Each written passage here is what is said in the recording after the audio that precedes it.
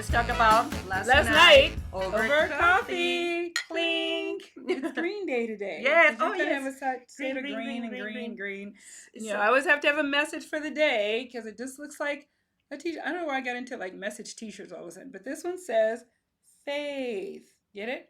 Faith takes faith to grow a big sunflower. Yes.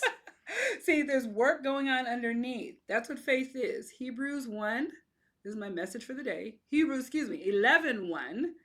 Faith is the substance of things hoped for and the evidence of things unseen. Nice. See, this is what's going on beneath to get this. So, that's your word for the day. Like a mustard seed. Yes, there you go. Oh, Yes. and I got my mustard seed There you earrings go, on yes. too. See, I'm all about the growth today. She's all about faith today. She's faithful today. Yes. Yes. So, we were going to talk about last night. Oh, last night was another great meeting. Yes. If you didn't come in person, you missed it. Yes. But we're going to talk about it. So yes, that you in can person be is there. way better because we get to, like, if you have questions, you know, when you're on the other side of the screen, you don't get to ask the Right, questions that's that you true. have. That's true. So when you're there, you can give it a voice to that Mhm. question that you have. Mhm. And then you give yourself an opportunity to learn something new, Right. and you give the opportunity to say for someone else to learn from you. Mhm. So those are the best case scenarios. And also because we have a Right. handout, hands out, That's so you can right. take the information with you. Exactly, which is great. So you can refer back to it. Yes. Because we talk about a lot, and there's a lot packed in these meetings. And I mean, it's just so much better being there because then you can really create this exchange of ideas and thoughts and, you know, healing. A lot of healing is taking place, deliverance is taking place, revelation is taking place. So we want you to come. We'll see you in a couple weeks. And plus, also on top of that, another plus is that when we get to hear from you, we get more to speak on it, to teach on it, Yes. because we are learning from that too. Just because we're facilitating this class, it doesn't mean that we know it all. Right. And get to hear different perspectives, it opens up another window for us. It's like, oh, I didn't think of it that way. Exactly. And then we can amplify our voice, what we're trying to do, Right. or the teaching that Right. we're trying to do. Mhm. So yes, it's a win-win situation. It's a win-win. But last We'll see you in 2 weeks. Yes, there you go. Last night we talked about comparison. We've been talking about abandonment issues and how the foundation of a lot of things that we do right now, while we do it. Comparison is one. This is another topic that was brought up by one of the ladies in the group. And that's the thing. It's those questions, right? It's like, so Right. let's talk about comparison. And that's what we talked about last night. And it was very deep. It is deep because that is something, especially as women. I don't know if men do this. Maybe they do at some level. They do. But I think because of how society perceives women and the images, I guess, that they put on us, I think we a lot of times are in a constant state of comparison. Yeah. I'll just use my own self, you know, because I think you went around the room last night Yeah. and asked, what's the main area that you compare yourself in? What's the main area? And so I was really, because I was the last one to speak, and I was thinking about it as everybody was talking. I realized as a much younger person, I compared myself in everything. I don't care if it was music, sports, job, career, house, zip code you live in, neighborhood, whatever. I compared myself with everything. And a lot of that is just the point that you made comes from how we are raised. Right. You know, and when there's a level of expectation of perfection and performance, you live up to that. Yes. And then you begin to look at what you're doing and you start looking at what everybody else is doing too. Right. And I think one of the things you talked about, comparison shows up in perfectionism, and I am a perfectionist in recovery. Yeah. I'm still working on it. Yes. But, you know, have faith. Yeah, so comparison, we are so used to seeing comparison as a problem. Right. That's true too. That's what we think. We think that if you compare, and that's, I mean, it is true to some extent. So comparison, if we are willing to compare, if we are committing to compare, then it should be a fair comparison. You cannot compare apples to pears or a watermelon to Good an point. apple. It Good doesn't point. make sense, right? Like Right. if we put it graphically like that, it just doesn't make sense to compare something so different. Mm-hmm. Like for example, comparing a Mexican with an African person Right. Right. Right. doesn't Right. make any sense, right? Exactly. Because it's just Exactly. different. So comparison, so that's why it has a negative connotation. But when we Mm-hmm. turn it a little bit, Right. the problem is not the comparison. Mm-hmm. The problem is basically when we're comparing someone, we're analyzing. We're collecting Right. data, right? Collecting data. Collecting Right. data from that Mm-hmm. person You and mentioned collecting that. data Mm-hmm. according with something that I know. Right. So if this is what I know and I compare it with something different. Right. And that's but the problem is not the comparison, is what we do with that data that we're collecting. Because we can use Exactly. that data towards something negative, which that's our default That is our default. thinking. Oh, she's better than me, or that's better, because I will never Right. talk about it, about Mm-hmm. identity, right? Mm-hmm. Depending on your identity is the approach that you're going to give to that comparison, That's to true. that data that you're collecting. That's true. So if you already have a negative, low self-esteem and a negative identity of yourself, Right. then what you're going to do is do your default is criticizing yourself. Yeah, because every situation of comparison looks like they're so much better than me. Yes. Their situation is so much better than mine. They look better than me. They have more money than me, and then it's just like it continues to validate how Yes. you already feel about yourself. And that's what it is. That's the negative approach that we take with Right. because we have a negative look of ourselves, Right. identity, right? Now, if Exactly. we tweak it a little bit, if we learn to see comparison as something natural Mm-hmm. and as something positive, then it gives us, then we have a positive approach to comparison, and then we can learn to grow and use it Right. as a motivation instead of using it as something as like to put ourselves down. We use it as fuel to impulse us up. Right. Right. Right. Right. So we gotta learn to stop. Instead of saying I'm not going to compare, instead of saying that, because that's unnatural to say, it's just hard. We will Right. never be able to stop comparing. That's So true. instead of stop preventing yourself from Right. comparing, then why don't you use it in a positive way and say, okay, yes, I'm not different than her. I'm very different than her, but how can I be more like her? If it's someone said last Right. night about intellectual comparison, right? Yes. Or she's smarter than me, or they are Mhm. all smarter than me. And I also share myself too. Oh, they speak better than Right. than how I speak. Right. And then there's some people use these long dictionary words, and it's like, oh, I wonder why they speak like that, right? Right. Are they trying to put me down? Are there something against me? See, that's a negative Right. approach. Right. But then what I did was, how can I speak like them? Right. How can I elevate myself to their level Right. instead of trying to bring them with me down? Right. See, that's what it is. Instead of like the crabs. Is it crab? No. Oh, crabs in a barrel? Yes. Crabs. Yes. So that's what comparison does. It does. Move Instead of sideways. yes, and they start pulling, when they start right. climbing, they start I pulling didn't the know other you ones. knew that. I Yeah. thought that was like a southern thing. I mean, Yeah. everybody's parents taught them like crabs in a barrel, Yeah. and I'm like, I don't get it. But I actually saw that on it was probably like a National Geographic or something sidebar. It was a trap to catch crabs in. And so it was like this big thing, and I guess the crabs would, I don't know, they go in for the bait or whatever. But as some of them would try to climb out, others that were down at the bottom would pull them down. Yeah. So that's where that comes from. It's like, so if they're trying to climb out, so that's what we do, like crabs in a barrel. Yeah. We feel inferior to you, so we want to bring you down to our level, instead of looking at it like, wow, maybe if I learn how to speak like that or read like that or whatever, then that will elevate me. But it's like you said, it's comparing it to challenge yourself, not to bring someone else down or look at someone else in a or put yourself way. down. Or put yourself down. Exactly, because that's what you usually do, especially as women. I was telling you, Sharon, last night, the power of social media has become this giant comparison, especially for young women, because we're so affected by media anyway. Right. We got to look like Kardashian or whoever, whoever the latest greatest is. And it's like, if we don't look like that, you're not enough. Now imagine getting those images multiple all day, hundreds, all day. Thousands probably times a day. And I think somebody pointed this out last night. There's always, and then they got all these pop-up ads that Yeah. always make you feel like you're not smart enough, rich enough, beautiful enough, skinny enough, Not in money enough. don't have the right car, you're not doing the right job. I mean, every second of the day, something is being thrown at you to Yeah. make you feel inferior. Right. And it creates, especially for young women, it creates a high rate of depression and anxiety in Right. these young women because nobody can keep up. Those Yes. images are not real. Right. Like you pointed that out last night. Yeah, so it's face value. This is just all face value. What we see, Right. It's but we never paid attention. We never do the research. We never go behind and see like, okay, is this real? What's behind the curtain? See, exactly. I always think about the Wizard of Oz. You remember? Yes. At the very end, and he's and then they pull the curtain and you see it's just this one man working all this stuff. Yes.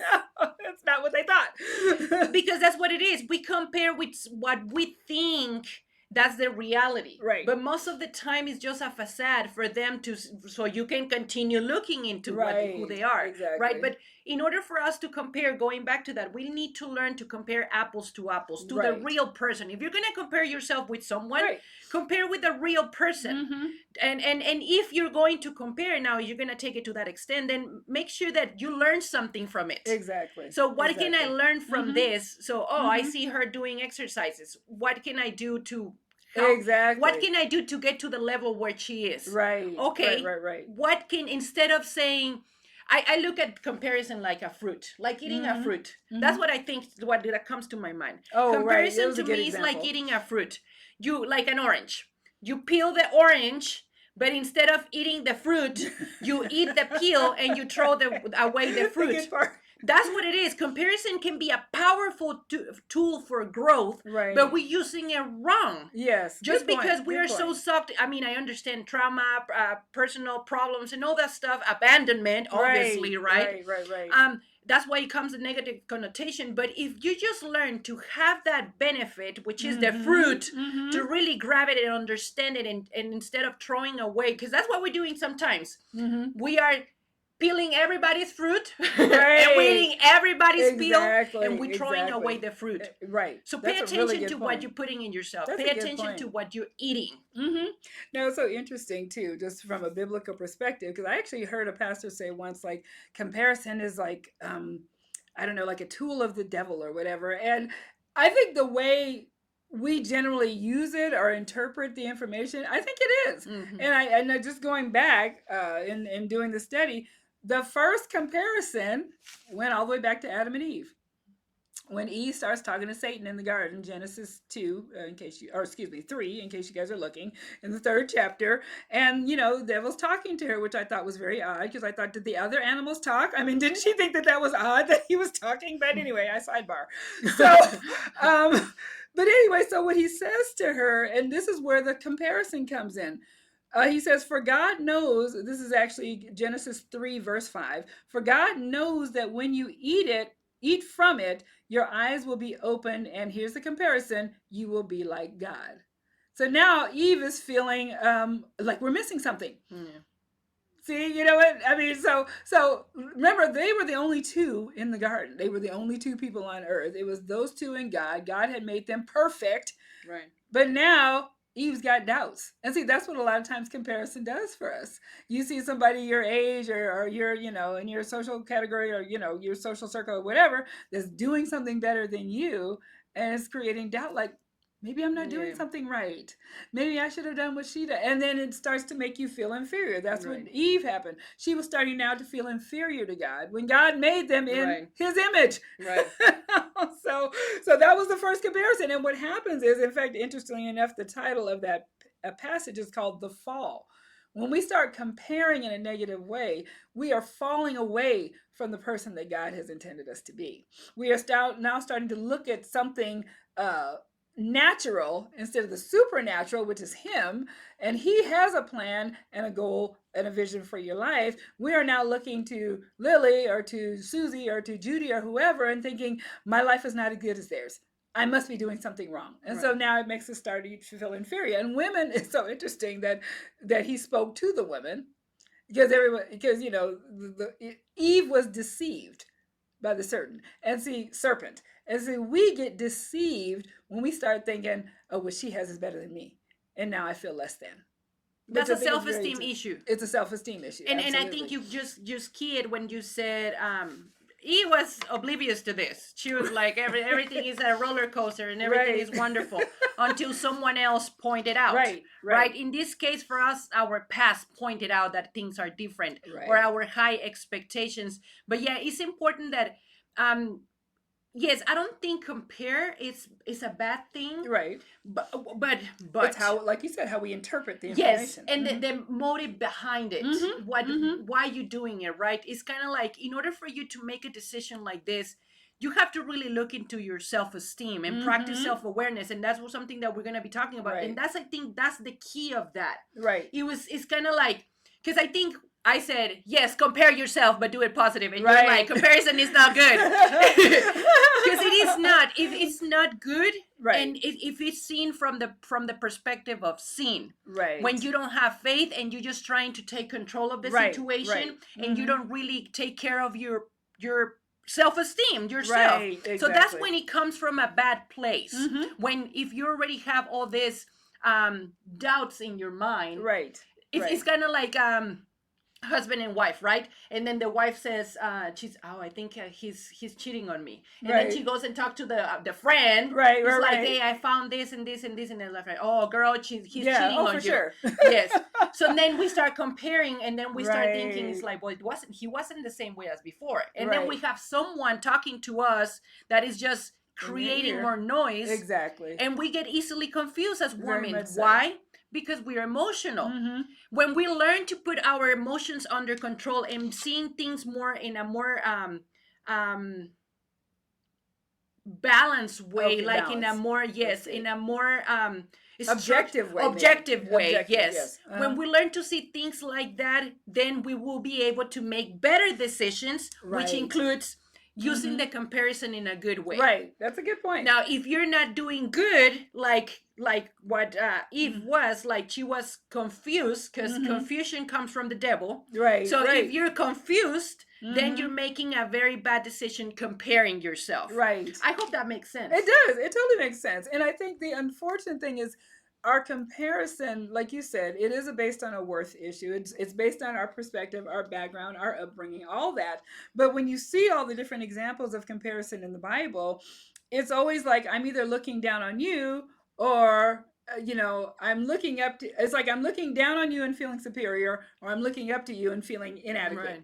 Right. And that's where it's negative. A couple of the other examples I used was Mary and Martha. Okay, I'm a recovering Martha, a Martha in recovery, because she was the doer. She was the one that was cleaning up the house. If y'all don't know where it is, it's in Luke 10:38-41. But anyway, Jesus is coming to the house, and then Martha is fussing, and she's running around the house, cooking dinner and cleaning and washing the sheets and all that stuff, right? And then, so she approaches Jesus, and she's like, Lord, don't you care that my sister has left me to do the work by myself? Tell her to help me. So now she's comparing what she's doing, preparing for the entrance of the Savior, Right. to what her sister's doing, who's just sitting around like, Jesus, tell me more. Tell me more. Jesus, tell me more. So she was upset. And like I said, I'm a Martha in recovery, because I was just like, well, somebody had to clean the house. Jesus is coming. But he snaps back. Jesus snaps back. Mary has chosen what is better, and it will not be taken away from her. So see, Martha was comparing her preparation based on her sister's preparation. Mary was sitting at the feet of Jesus, which is where she should have been, which is where Martha should have been too. Again, her desire to compare moved her away from God, and he let her know, look, your sister chose the better thing. Right. Going on to the tax collector, another one. This is a parable, Luke 18. We're still in Luke 18:9-14. The parable, everybody knows the Pharisee. He's standing there by himself in the church praying, oh Lord, thank God I am not like those people, the robbers, the evildoers, the adulterers, or even this tax collector. Tax collectors were like, take a used car salesman, a death row inmate, and an IRS agent, wrap them all into one, and that's how they saw a tax collector. So they were low on the totem pole. And he says, I'm not even like this tax collector. I fast twice a week and give a tenth to all I get. And I think it's so interesting that was spoken to, because we oftentimes do that in the church. Right. We look and see how somebody's ministry is running. Oh, well, I could do a better job than that. Or, oh, why did they do that? Oh, I thank God I'm not like that. Oh, she really messed that up. I mean, we do that in the church. Yes, I said it, in the church.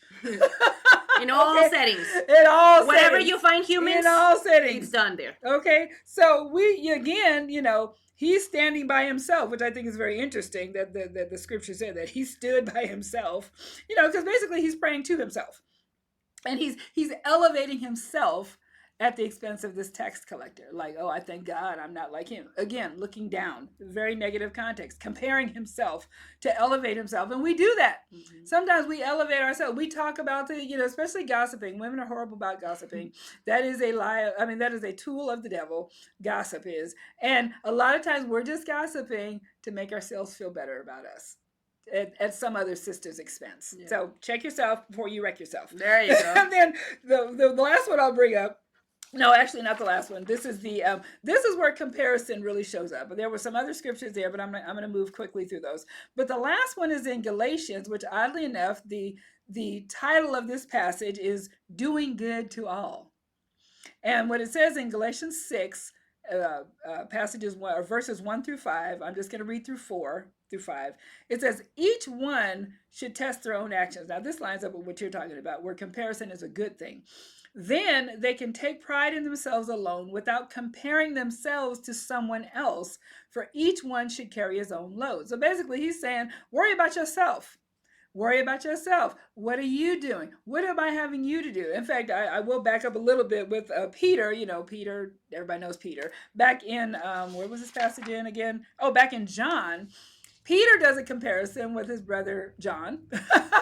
And Jesus asks him, do you love me? Yes, Lord. Feed my sheep. Do you love me? Yes, Lord, feed my sheep. He does this 3 times. And to the point where Peter's like, Lord, I love you. I love you. And then so his command is, then follow me. But 2 seconds later, a nanosecond later, in the next verse, he says, he's worried about, Peter looks around and sees the one that Jesus loved, the disciple that Jesus loved, which was John, which I think is very interesting they make that point, because now it's a comparison. It's like, okay, well, does he love him more than me? So he kind of looks at John and he asks the Lord, well, Lord, what about him? And the Lord very quickly snaps back. Worry about yourself. Right. He said, what is it to you? If I want him to remain alive until I return, what is it to you? He tested him. And I'm telling you guys, when you get these lessons, you're going to get tested very quickly. Peter got tested very quickly. The God asked him 3 times. Jesus asked him 3 times, do you love me? Feed my sheep. Do you love me? Feed my sheep. Do you love me? Feed my sheep. Follow me. The very next verse, he's saying, well, what about him? And that's what we do.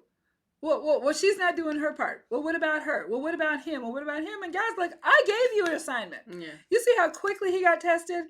Worry about you and the assignment I gave you. And that's basically what Galatians is saying. Each one should carry your own load. So I can't be worried about what Lily's doing, because guess what? I got enough trouble carrying my own load. So why should I compare myself to her when God's already given me my assignment? But we oftentimes do that. Lily and I are very different in how we present and speak and whatever, but she has her gifting and I have mine. I'm not going to look at hers and be like, oh, I wish I could be more like her. Or is she going to look at me like, I wish I could be more like her? Because we complement each other. Yeah. It's a win-win. Appreciate your gifts. That's Love yourself. That's principle. That's the starting point. Mm-hmm. So then you can make better decisions for yourself. That's it. Now, if it comes to comparison, now you know how to do better for you, not for the rest of the world. Exactly. You worry about yourself. That's what it is. What is it to you? That's what the Lord said. What is it to you? Yes. Not my words. That's God's words, okay? Yes. What is it to you? So why do we compare? Oh. We compare because we're perfectionists. Because we have eyes? Right? Well, actually, no. Let's back it up. We compare because we have eyes. Yes.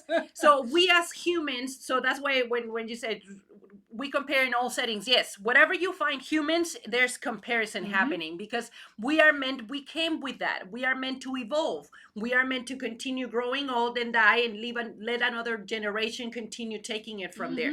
That's what it is. That's why it's generational, pass on from families and all that stuff. But it's important that we understand that part of that and part of the growing and part of the learning experience is to be able to compare. So it's a natural thing, so we compare because it's natural. Oh, that couch is higher than that one. Oh, that house is bigger Right. than that one. That mountain is bigger than that one. Mm-hmm. That road is longer than that one. So if I want to get to point A from point B, from point A to point B. So then it's like, I'm not going to take, I compare the roads, right? Right. It's like, okay, what road is going to take me there faster so I can get Right. there the safest? There you go. So that's why we compare. Now, moving forward, why other reasons? Abandonment, early abandonment in life creates that negative thought, that negative Mm-hmm. thinking, Mm-hmm. kind of like habits. And that's where perfectionism, Right. we compare by perfectionism. We Mm-hmm. compare ourselves to see the perfection of others. While we think the others is perfect because we don't care to see what's Right. behind the curtains. Right. So we have the tendency to do that. So when we are constantly striving for perfection, we are often comparing ourselves to others and judging ourselves harshly. Right. This can lead to feelings of inadequacy and discouragement. Mm-hmm. See, being perfect, and that prevents us from taking risks, This like is very true. from doing things. It's like, I'm not, if I tried and I don't look like her, see, that's, oh, Mm-hmm. she looks so good because she's doing Right. this diet, Right. I'm Right. going Right. to do it. Yes. And then you're like, oh, but what if I do it and I don't look like her? Mm-hmm. What if I don't look exactly, well, I mean, your body is different. Right. You know, it's like, Right. if your hips are thicker, or if you, I don't know, you have longer legs, don't expect to see, lower your expectations, because Right. we want to duplicate exactly the Mm-hmm. same thing. And if it's not the same way, then we say, oh no, I might as well don't do it, Mm-hmm. instead of at least trying. Right. And that comes for those, a lot of people that don't lose weight ever in their life, Mm-hmm. because they're looking for that perfection. Right. Yeah. Big, huge thing. Mm-hmm. Another reason why we compare is because we compare what we like against what we don't like. Right. And I made this example last night. If you pick a, let's say there's a dress, right? You're going to buy a dress, and your friend comes with a dress with a color that you hate. Mm-hmm. Let's say like a brown color. Most of the people don't like brown. Right. But let's say she brings a brown dress and you hate the color. You're gonna say, "Oh, that's a horrible dress." Right. But then she brings exactly the same dress in a color that you like. Mm-hmm. Then you're gonna say, "Oh, I like that dress." See, Mm-hmm. it's a perspective issue, and that's what we do. We Right. use perspective to Right. compare things, compared to things that we like. Mm-hmm. Another way is thinking about negativity. If you're negative Nancy and you grew up being that negative person, and if you're sucked into your negativity, then what you're gonna do is pass judgment. Right. And you're gonna be critical of others, criticizing them. You see, she's not successful because she's doing that. Mm-hmm. Or we start comparing, but with the end goal of putting that person down. That's what you were sharing earlier. Right. It's like, Mm-hmm. I'm going to criticize you because I don't know what to do with myself. Mm-hmm. It's another huge reason why. Now, this is putting it on others, but when we put it in ourselves, then comes the self-criticism. Right. When we're too hard on ourselves, Mm-hmm. because our self-esteem is this little. Mm-hmm. So we have to grow our self-esteem too, in order for us to start making some Yes. changes. Another one is the reality against the expectations, right? The Hollywood expectations. And I said that last night. See, we have the expectation, when I grow up, I'm going to have this career, and I'm going to have a big house on the hill, and Mhm. everybody's going to love me, and I'm going to wear, Mhm. all that Right. stuff, all that expectations, and live happily ever after. Mm-hmm. Or when I get married, all my problems That's a are big going one. to. That's a Right. huge thing, Right. the expectations. Mm-hmm. When the day that I get married is because I'm going to be loved, and that he's going to treat me like a queen, and I'm going to have a Mhm. big house, and and then you get married, and turns out that it's like another kid that you have to take care of. Right. You know what? That's so interesting you said that, because that is, I would say, for married couples, that is the biggest struggle. You have these expectations that are really tacit. They never get talked about, because you just think, I'll just be with my own self. I saw my parents stay married for 56 years. I saw how they did business. I just thought that that's how the world worked. But then All you we know is marry all we somebody know. that only has one parent, and you don't understand why they don't understand what you understand. So you have this expectation on this other person, but they only had one parent. Right. So just right there off the bat, he's going to have a different expectation than I do. Right. He saw his mom show up in a different way than I saw my mom show up. And so there's conflict, but we don't talk about it. So anybody that's getting married, talk about it. Yes. Don't assume that your expectation is the same as the other person. Yes. That's one of the biggest things. The assumption. Yes. That things that the picture that we see face value, that what we are seeing and we're comparing, we think that our life is going to be the same. Mm-hmm. See, we honestly think that people are doing exactly the same things that we are doing, and that their life is exactly like ours. Like the same way we compare God with people. Right. That we think that God is exactly that people, that he's going to let you down and he's going to turn around and talk crap about you. Right. We think exactly the same thing. Exactly. So we honestly believe that that we have this expectation, and then when we don't fulfill that expectation, then it's on us. Mm-hmm. I fail. I'm not enough. I will never be enough. Mm-hmm. So it's important that we lower our expectations, and no. When I say lower your expectations, it's based on the reality. Yeah. See, realistic. So you have to put higher expectations for you, especially for that person that you're gonna be living with. So high expectations, but what I'm saying is lower your expectations based on your reality. Like if right now, because basically like people that is like, oh, I'm gonna sign up for this online business, and then I'm gonna make, because they're saying that I'm gonna make $1 million in 1 year. Right. See, just because they're saying it doesn't mean that it's reality. Number one, and we have to lower our expectations, because it just doesn't work like that. Exactly. It's not that easy. Mm-hmm. So we gotta learn to understand. First of all, well, I'm gonna go through that, what we can do to get to that point. But essentially, the idea is stop comparing reality with that expectation that you had growing up that you would look like. Right. Mm-hmm. Because then we attach to that fantasy. Right. Let it go. If it didn't happen, let it go and move on. Rebuild your life where you are. Exactly. And create new memories. Yes. Don't get stuck with that story that didn't work out, or that person that it wasn't for you. So that's good. And just to close, let's talk about we have to learn to use comparison as a tool in order to help ourselves, to see it as a helpful tool that is here to help us, not to hurt us. Right. And then start getting a learning experience from everything, something positive about it, right? Absolutely. But things to do to help us use comparison in a positive way. Yes. Okay. Number 1, practice self-awareness. Practice self-awareness is the first thing that we should do in the morning, and the last thing we should do at nighttime. Because we are trying to be better ourselves, not for people to be better for us, but for us to do better, right? So it's important, but it's important to understand where we are. Absolutely. So who am I today? Because sometimes we don't feel like it. Sometimes we are tired. Sometimes we are just going through, the cycles of the month and all that stuff. So we need to understand, today I don't feel like being productive. Right. And that's honesty with yourself. I think that's fair. That. Don't beat yourself up about it. Yeah. Get on the horse the next day. But, again, from a biblical standpoint, for those of you that are Bible readers, the Bible is all about self-awareness. Yeah. It's the biggest personal development book. It is. So that word that you got today, that devotional you got, it wasn't for Sister Susie. It wasn't for your husband. Yeah. It wasn't for your mama. Yeah. It was for you. Yes. So take what you learn and apply it to yourself. Yes. And if you only get one thing, that's it. Mission accomplished. That's it. Just practice that one thing, because that one thing is just the first step to what's coming. Right. So we think we have to learn the whole entire book every time we read. No. We have to, at least you take one thing from this class and take it and go with it.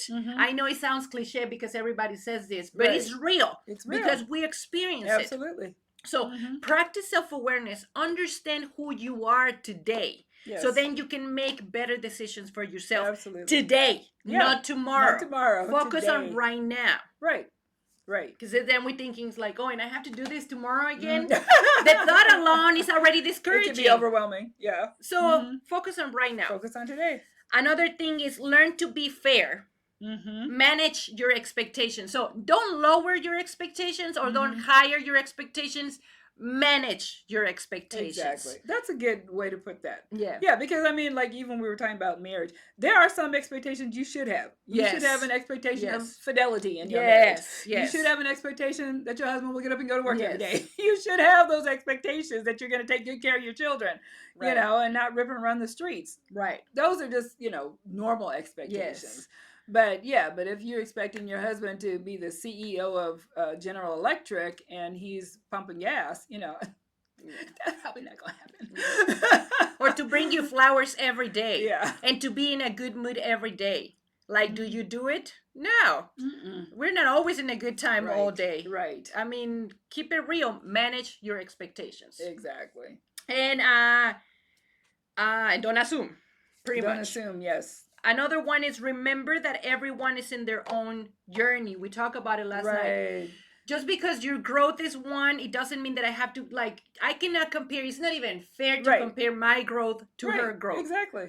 It's just not, that's not fair. Like I said, let's compare apples to apples. Everybody's struggling with their own thing. Mm-hmm. It might not be the same thing that you're struggling with. Like, for example, someone might be, my friend is struggling, she has money and she gets all this money and I'm comparing myself because I'm not making good money or whatever.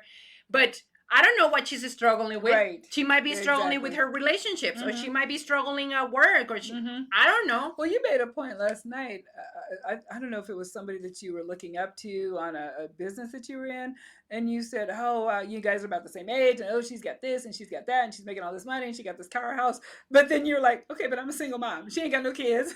All she has to do is worry about herself." So even though you all are in the same age bracket in the same business, your lives are not parallel. They're not parallel. It's not, like you said, it's not apples to apples. Yeah. So it's not fair. How fair is that to me to compare to someone that is like, yes, she makes the money, she has a career, she's doing all that stuff, and she's traveling and all that stuff. But then I was like, and I was comparing myself to her. Like, look at her, she gets it all figured out and she's all running around. And I was like, wait a minute, she's running around. Where are her kids? There you go. Where's the people that she's taking care of? And I was like, Exactly. oh, so there's none. Yeah. So That it's makes not sense, fair. yeah. Make sure that we stay on top of that. Not everybody's the same. Right. Another one is categorize and get the best for you. Positive and negative. Okay, what's good for me and what's not good for me, get rid of it. There you go. Get the fruit and don't eat the peel. Eat the fruit. Eat the fruit. Yes. It needs to be a slogan on a t-shirt. Eat the fruit. The fruit. Don't throw. Yes. Avoid comparing yourself to people who are very different from you. Obviously. Just because we're in the same age, it doesn't mean that it's like she can live on the other side of the world. Totally different. Exactly. Be grateful for your own yes. unique qualities. Everybody has gifts, and that's another thing. We want to have, I want to speak like her, I want to talk like her, I want to do things like her. And that person might be like, oh, but I want to cook like you, or I want to do like this. Like, so we're pointing, it's everybody has a different gift. Embrace it. Yes. Discover it. Right. Embrace it. Love it and run with it. It's so funny what you mentioned about different gifts. The sister last night, Christina. Well, Christina owns a restaurant and she was hosting us for a while. Christina, you know who you are. And every week she would come up with this different menu. So she wasn't resigned to cooking just one type of food. She could do Greek, she could do Mexican, she could do Italian, she could do seafood. And it was all fabulous. And I thought, you know what? I'm okay with her having that gift. I don't feel like I have to do that, you know, because that is her gift. That is not, I don't care if I took 10 cooking classes, I'm never going to be able to do it like her, and I'm okay with that. Yes. In Spanish, we call it todologist. Todologist. Yes, it's like you want to do everything. It's not, you don't have to do everything. At least do one thing right. Because that's another thing. We try, the perfectionists try to do everything right. That's so exhausting and overwhelming. Just pick that one thing that you already like doing and run with it. That's it. That's it. There will be someone. That's why we are meant to be in community, because there's someone that knows how to grow the grass, and there's someone that knows how to grow the tree for the fruits, and there's someone that knows how to cook, and there's someone how to teach the kids and be patient with the kids. Everybody has a gift. Problem is sometimes we just so into ourselves that I want her gifts. Right. Right. Yeah. Doesn't work like God that. gave you your gifts. Be grateful. Be grateful. Yes. Set realistic goals for yourself, obviously, right? Mm-hmm. Practice discipline and commitment to see growth. Mm-hmm. So if you're going to do things like if you say, you know what, I'm going to stop comparing myself in a negative way with other people, then Right. commit to it. Right. And do it. Yes. Don't just commit to it, and then you forget in 3 days from now. By Wednesday, I don't know. So commit and be disciplined. Celebrate your successes, no matter how small they are. And I do this, like, for example, there's people that are not, and it can be as small as making your bed every single day for a month. Absolutely. That's a big, if you never make your bed in the morning, making it for at least 1 week, I think it's a big success. It is. I agree. To continue doing it, but we have to learn to celebrate those small victories. Right. Definitely. Surround yourself with people who support you and people that know what they're talking about. So don't talk to your broke friend about your finances. Doesn't work like that. Doesn't work that way. So you really gotta learn and talk to people that are setting an example. Exactly. So because you want to grow, right? Exactly. Seek professional help if you're struggling with social comparison. If that becomes too much for you and you don't really know what to do, we were talking about it earlier. Right. Some people really need to tranquilize themselves sometimes, calm down. Exactly. And if you need to go see a doctor, go for it. But do something about it. Do something. Don't just paralyze and stay feeling victim all the time. Poor me. Doesn't work like that. Exactly. And continue practicing self-awareness. Those are key things for you to help yourself moving forward with the comparison. Like I said, keynote.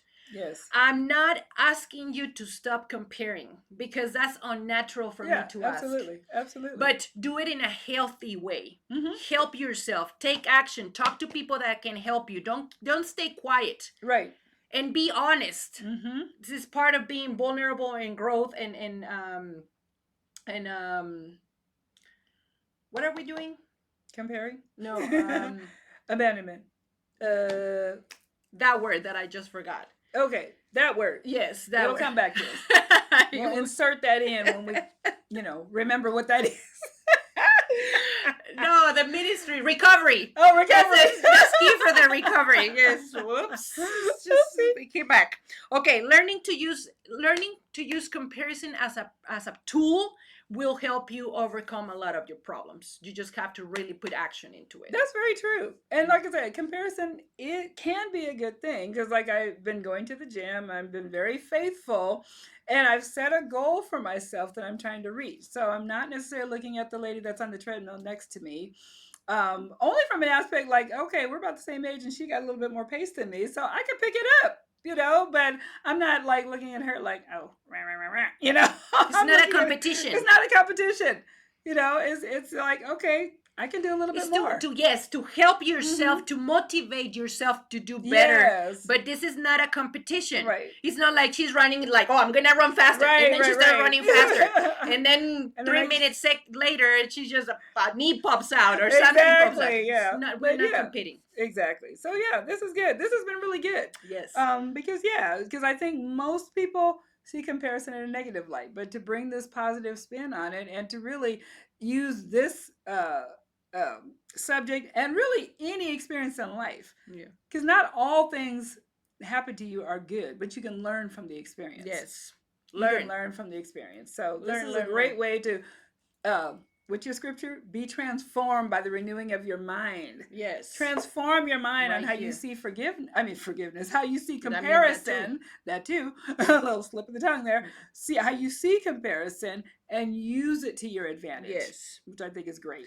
Every change starts right here. Oh, there you go. And then it starts with action. So if you have an idea, if you have a notion, get it in motion so you can get an emotion. I like that. That's good. Sounds good. Let's do it. Be blessed.